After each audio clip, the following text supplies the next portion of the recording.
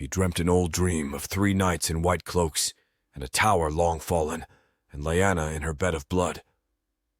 In the dream, his friends rode with him as they had in life.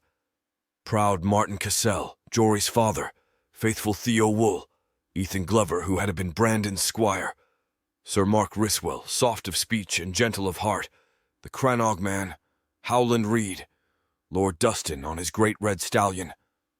Ned had known their faces as well as he knew his own once, but the years leach at a man's memories, even those he has vowed never to forget.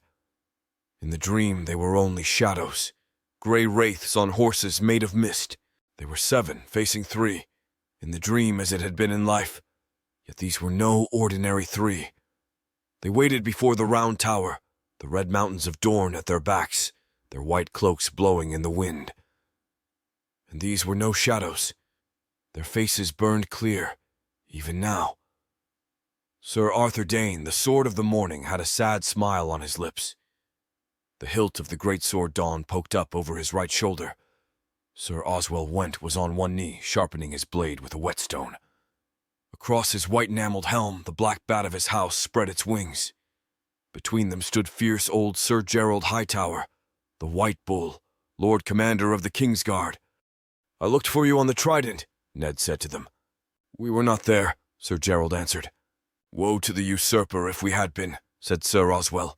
"When King's Landing fell, Sir Jaime slew your king with a golden sword, and I wondered where you were." "Far away," Ser Gerold said, "or Eris would yet sit the Iron Throne, and our false brother would burn in 7 hells." "I came down on Storm's End to lift the siege," Ned told them, "and the Lords Tyrell and Redwine dipped their banners, and all their knights bent the knee to pledge us fealty. I was certain you would be among them." "Our knees do not bend easily," said Sir Arthur Dayne. "Sir Willam Darry is fled to Dragonstone with your queen and Prince Viserys. I thought you might have sailed with him." "Sir Willam is a good man and true," said Ser Oswell. "But not of the Kingsguard," Ser Gerold pointed out. "The Kingsguard does not flee." "Then or now," said Sir Arthur. He donned his helm. "We swore a vow," explained old Ser Gerold. Ned's wraiths moved up beside him with shadow swords in hand. They were 7 against 3. "And now it begins," said Sir Arthur Dayne, the Sword of the Morning.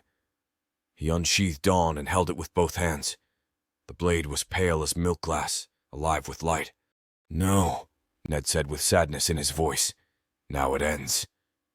As they came together in a rush of steel and shadow, he could hear Lyanna screaming. "Eddard!" she called. A storm of rose petals blew across a blood-streaked sky, as blue as the eyes of death.